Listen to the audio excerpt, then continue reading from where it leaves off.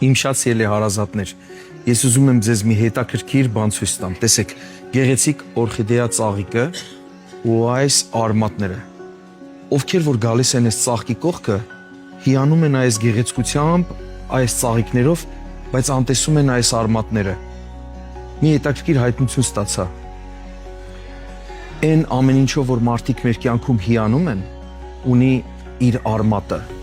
որը Աստծու տվածն է, հենց Աստված, հենց ինքն է։ Երբ որ գալիս են, հիանում են, ծափարում են ձեզ ու հիանում են ձեր տաղանդներով, ձեր շնորհքով, լինի հոգևոր, լինի այլևայլ տաղանդներ, միշտ ասեք, որ փառքը պատկանում է Հիսուսին, եւ ոչ միայն ասեք, այլ իրապես այդպես էլ մտածեք, որ փառքն Աստծունն է։ Այն ամեն ինչ որ ստեղծել է, անտեսանելի Աստված, որ դեռ մենք չենք տեսնում, ինքն է այս ամեն ինչը ստեղծել։ Թող փառքը, պատիվը, մեծարան